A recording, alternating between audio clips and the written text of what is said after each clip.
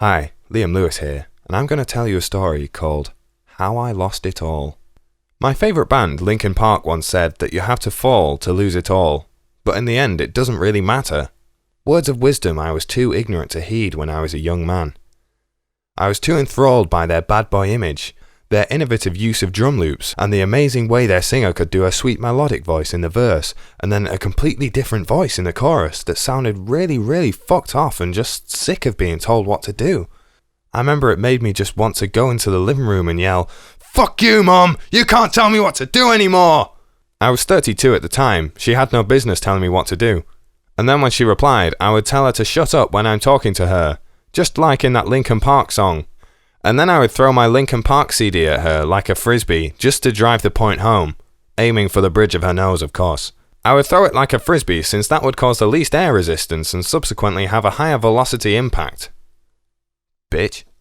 As I write this, having fell and lost it all as a direct result, I look down at the Linkin Park tattoos that entirely cover my arms, hands, and the base of my penis. There are more tattoos along the length of my penis, the faces of every member of the band side by side.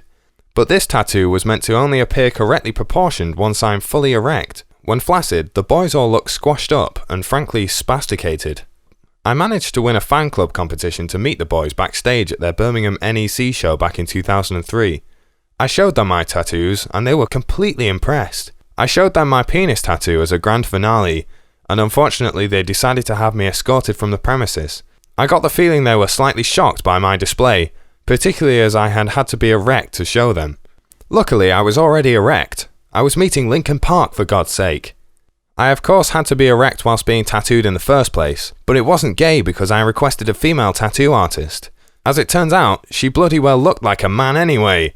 I told her of this humorous observation. She was so unimpressed that she grabbed my balls and squeezed them as hard as she could. This would have been immensely painful, except for the fact that I have no feeling in my testicles after an accident back in 2001, where I trapped them in the fridge door. I was young and trying things out. I was trying to masturbate on the ham. The female tattoo artist was so impressed by my lack of reaction to her assault that she sucked me off. Sadly, this had negative effects on my wicked tattoo. She had smudged Chester's face. I killed her. She may have been spared death had she smudged one of the shitter members of the band, like that Chinese guy who doesn't seem to do anything. The year was 2006. I'd just won the Euro Millions jackpot. £500 million was sitting in my bank account. I'd spent the previous night having anal sex with a hermaphrodite prostitute to celebrate, but today had a feeling of excited anticipation as I was planning what I would spend the money on. My life was going to change. I wasn't yet completely sure how. But it was going to change. In an amazing, inspired way. I knew I hadn't been living right. Not for a long time. My obsessions, my antics, the way I treated my family. I always blamed it on my circumstances, but my circumstances had changed. There was no excuse now. I had to be the man I've always wanted and known I should be. My Scouse friend Derek called round. "Neil, can I have your Euro Millions jackpot?" "Yeah." As soon as the words had left my mouth, I realised the terrible mistake I'd made. I felt sick to my stomach. I hunched over and nearly was sick, steadying myself on a bookshelf. I don't know what made me say what I did. Possibly good spirit caused by the win. All I knew is that once you've agreed to give something away, you can't go back on that. It's an unspoken rule.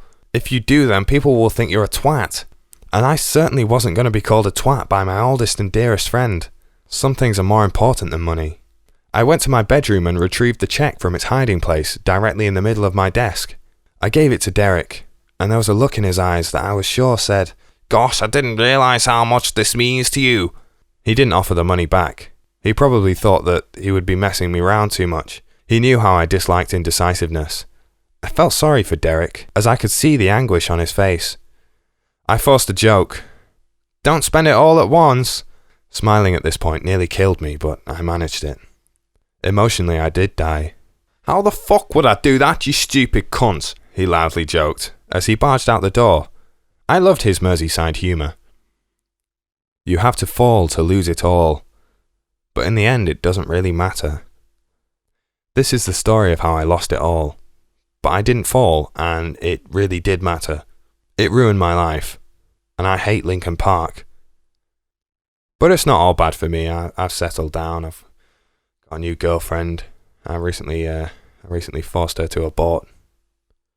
Not ready for that level of responsibility. Probably for the best. The end.